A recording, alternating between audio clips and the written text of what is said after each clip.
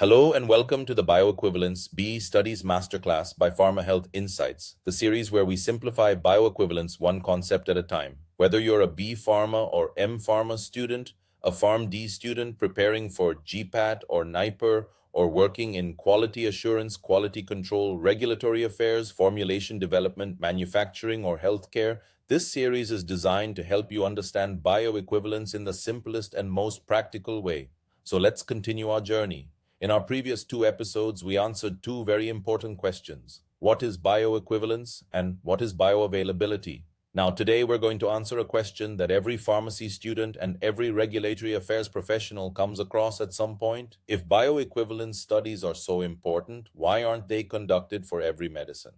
Think about it for a moment. Why do most tablets require bioequivalence studies while many injections don't? Why are some syrups exempt, but some liquid medicines are not? And who actually decides whether a pharmaceutical product needs a bioequivalence study? Is it the manufacturer, the scientist, or the regulatory authority? By the end of today's episode, you'll not only know the answer, but you'll also understand the scientific logic behind it. And once you understand the logic, you'll never have to memorize lists of dosage forms again. So, let's begin. A quick recap. Before we move ahead, let's spend just 1 minute revisiting what we learned in episode 2. Imagine you swallow a tablet. The tablet first breaks apart, the drug dissolves, then it gets absorbed through the intestine into the bloodstream. Finally, it reaches the site of action and produces its therapeutic effect. We learned that bioavailability tells us how much drug reaches the bloodstream and how quickly it gets there. And bioequivalence simply compares whether two pharmaceutical products deliver the drug into the bloodstream in essentially the same manner. Now, here's something interesting. Does every medicine actually follow this journey? Not really. An eye drop doesn't travel through the stomach. A skin cream usually works on the skin itself. An intravenous injection enters the bloodstream directly. So immediately one question comes to mind. If these medicines don't even follow the same route, does it make sense to evaluate them using the same bioequivalence approach? This single question is the key to today's entire discussion. Why doesn't every medicine need a bioequivalence study?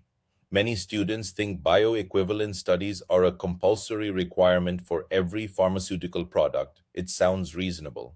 But scientifically, that's not true. Let's understand this with a simple example. Imagine your teacher wants to compare two students in a mathematics examination. Both students receive the same question paper, the same time, the same marking scheme. Now, the comparison is fair. But what if one student is taking a mathematics exam and the other is taking an English exam? Can you compare their scores directly? Of course not. The comparison itself becomes meaningless. Exactly the same principle applies to bioequivalence studies. A bioequivalence study is not performed simply because a medicine exists. It is performed only when there is a need to compare how two products behave inside the human body. In simple words, if there is uncertainty about whether two products will deliver the drug in the same way, a bioequivalence study becomes important. If there is no such uncertainty, or if the drug reaches the body through a route where this comparison is not meaningful, then regulators may use other scientific approaches instead. So instead of asking, "What dosage form is this?" regulators first ask, "How does this product deliver the drug?" Once you understand this principle, almost every regulatory decision starts making sense. The real objective of a bioequivalence study. Now let's go one step deeper. Suppose two companies manufacture the same medicine. Both contain exactly the same active pharmaceutical ingredient. Both contain 500 milligrams of the drug. Both comply with pharmacopoeial specifications. Does that automatically mean both medicines will work identically? Not necessarily, because the active ingredient is only one part of the formulation. The excipients may be different, the manufacturing process may be different, the compression force may be different, even the way the tablet disintegrates can be different. Think of preparing 2 cups of tea. Both contain tea leaves, milk, sugar, and water, but one cup is brewed for 2 minutes and the other for 10 minutes. Although the ingredients are identical, the final result is quite different. Medicines can behave in a similar way. Two tablets may contain the same drug but release it at different speeds. One may dissolve quickly, the other may dissolve slowly. One may provide faster relief, the other may delay the therapeutic effect. This is exactly why bioequivalence studies are performed, not to prove that the medicines contain the same drug, but to demonstrate that they perform similarly inside the human body. Now let's see which pharmaceutical products are most likely to require this comparison. Let's begin with the most common dosage form, tablets, tablets. And you're absolutely right. Immediate release tablets are among the most common products requiring bioequivalence studies. But why? Let's think about their journey. After swallowing the tablet, several things have to happen before the drug reaches the bloodstream. The tablet has to disintegrate. The drug has to dissolve. The dissolved drug has to be absorbed through the intestinal wall. Only then does it enter systemic circulation. Now imagine two tablets containing exactly the same drug. The first tablet breaks apart within 5 minutes. The second takes 20 minutes. Will both medicines deliver the drug to the bloodstream at the same rate? Probably not. And if the rate of absorption changes significantly, the therapeutic response may also change. That's exactly what a bioequivalence study is designed to detect. Here's where many students become confused. They often ask, if the tablet has already passed the dissolution test, why is a bioequivalence study still required? That's an excellent question. A dissolution test is performed under carefully controlled laboratory conditions. A bioequivalence study is performed in healthy human volunteers. The human body is far more complex than a dissolution apparatus. Food intake, gastric emptying, intestinal movement, digestive enzymes, blood flow, and even individual physiological differences can influence drug absorption. That's why laboratory tests alone cannot always predict how a medicine will behave in real life. Ultimately, medicines are taken by patients, not by laboratory equipment. What about capsules? Now you may be wondering, if tablets require bioequivalence studies, what about capsules? The answer is, very often capsules also require bioequivalence studies. Although tablets and capsules look different, the scientific question remains the same. Will the generic product deliver the drug into the bloodstream in the same manner as the reference product? The capsule shell has to dissolve. The formulation inside has to be released. The drug has to dissolve, and then absorption begins. Any difference in formulation or manufacturing can influence this process. Therefore, capsules are generally treated in a similar manner to immediate release tablets from a bioequivalence perspective. Now things become more interesting. So far, we've discussed products where the drug must first dissolve before it can be absorbed. But now, let's change the situation completely. Imagine I give you a bottle containing an oral solution. The drug is already dissolved. There is no tablet to break apart, no capsule shell to dissolve. Now here's the obvious question. If the drug is already in solution, what exactly is left to dissolve? Very little. And that's why oral solutions are treated differently. When a generic oral solution contains the same active ingredient in the same concentration and meets the applicable regulatory requirements, a bioequivalence study may not always be necessary because the drug is already available in dissolved form before administration. But don't jump to conclusions just yet. Does that mean every liquid medicine is automatically exempt from bioequivalence studies? Not at all. And this is where many students make a mistake because not all liquids are created equal. Some liquids behave very differently inside the body. We'll explore those products next, along with injections, eye drops, creams, inhalers, nasal sprays, transdermal patches, and the concept of biowaivers. And I promise, once we finish that discussion, you'll be able to look at almost any dosage form and confidently predict whether a bioequivalence study is likely to be required. And more importantly, why. Not every liquid medicine is the same. Since the drug is already completely dissolved, bioequivalence studies may not always be required, provided certain regulatory conditions are fulfilled. But now, let me ask you another question. What about syrups? Many people immediately think a syrup is also a liquid, so it shouldn't require a bioequivalence study. Well, not so fast. Some syrups are true solutions where the drug is completely dissolved. Others may contain ingredients that influence how the drug behaves after administration. That's why regulators don't simply look at the label that says syrup. They look at the formulation, the drug, and the intended use before deciding whether a bioequivalence study is required. In other words, the dosage form alone does not decide the requirement. Science does. Now, here's where many students get confused. Suspensions. Let's move to another liquid dosage form, suspensions. At first glance, they look just like syrups. Both are liquids. Both are taken with a spoon or measuring cup. So shouldn't the regulatory approach also be the same? Actually, no. Think about what happens inside a suspension. The drug is not completely dissolved. Instead, tiny solid particles are dispersed throughout the liquid. That's why the label usually says shake well before use. Now imagine two manufacturers producing the same suspension. One has very fine particles, the other has larger particles. Which one will dissolve faster after reaching the stomach? Most likely the one with the finer particles. And if the dissolution rate changes, the rate of absorption may also change. This is why suspensions require careful scientific evaluation. And depending on the product and regulatory guidance, a bioequivalence study may still be necessary. So here's an important takeaway.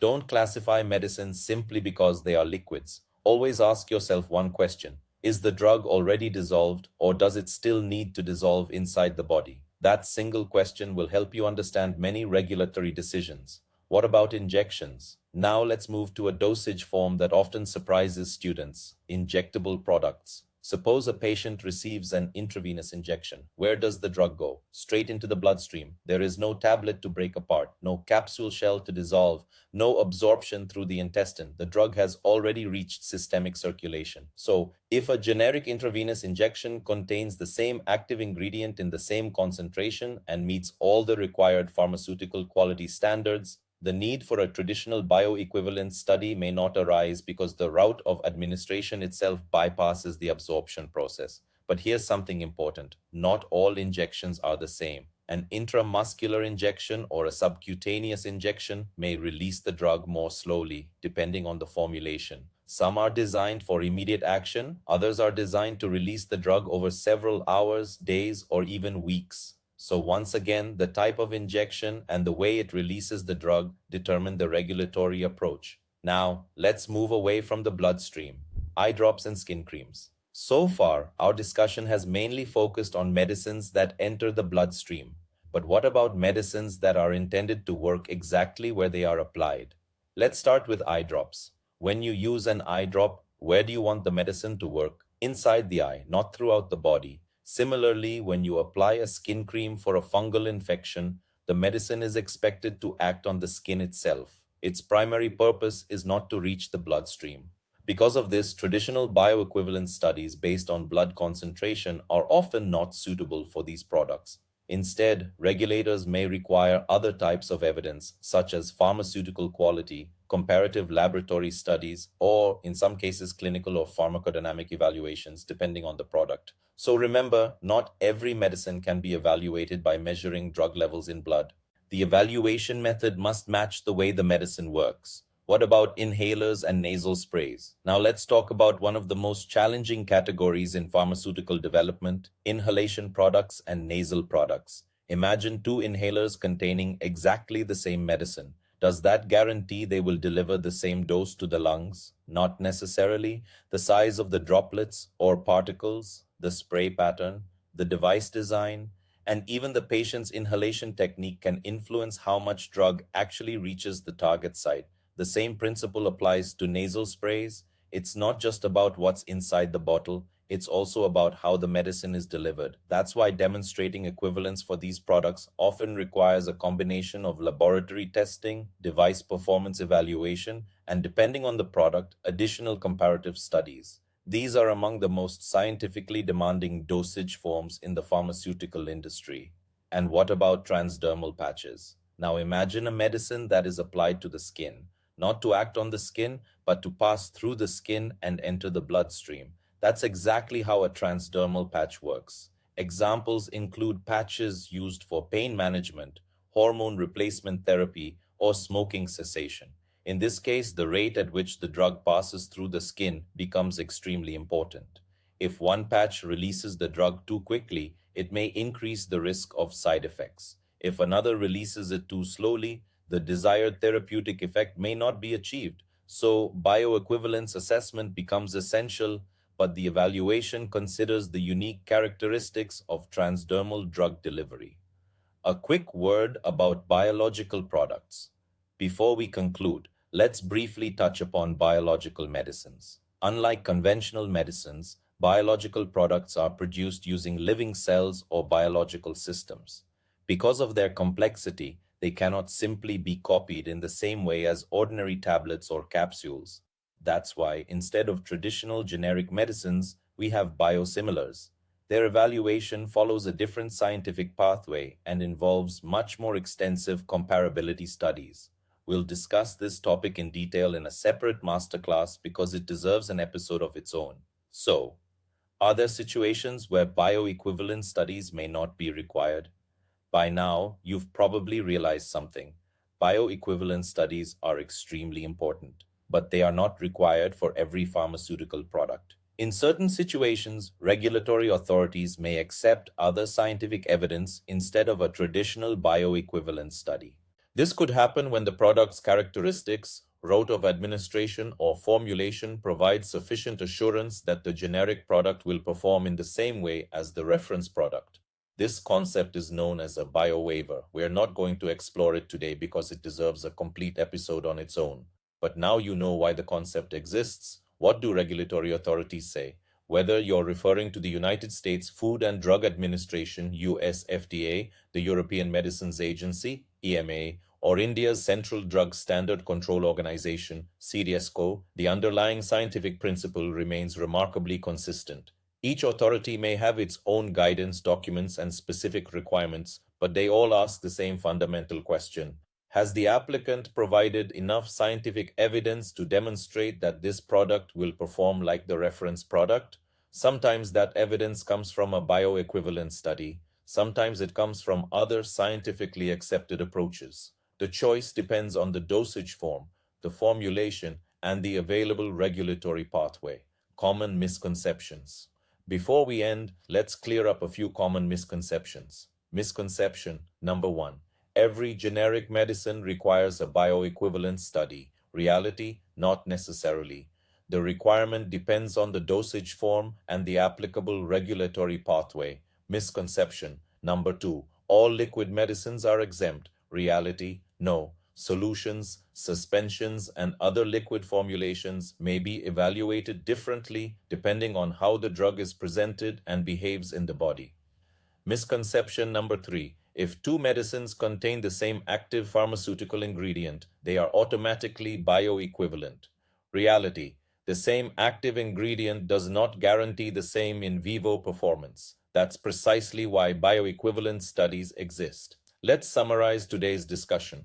Today, we answered one of the most frequently asked questions in pharmaceutical sciences: which pharmaceutical products require bioequivalence studies? We learned that the decision is not based simply on the name of the dosage form. Instead, it depends on how the medicine delivers the drug to the body. Immediate release tablets and capsules commonly require bioequivalence studies because drug release and absorption can vary. Oral solutions may not always require them because the drug is already dissolved. Suspensions need careful evaluation because the drug particles must still dissolve after administration. Injectables, ophthalmic products, topical preparations, inhalation products, nasal sprays, and transdermal patches each have their own scientific and regulatory considerations. In short, the dosage form tells part of the story, the science tells the rest. Now here's a question I'd like you to think about. If some medicines can be approved without a traditional bioequivalence study, how do regulatory authorities gain enough confidence to approve them? What scientific evidence replaces the bioequivalence study? The answer lies in a fascinating concept called a biowaiver. And that's exactly what we'll explore in episode 4 of our Bioequivalence Studies Masterclass. So if you're enjoying this series, don't forget to like the video, share it with your friends and colleagues, and subscribe to PharmaHealth Insights so you don't miss the next episode. Until then, keep learning, keep growing, and I'll see you in the next episode.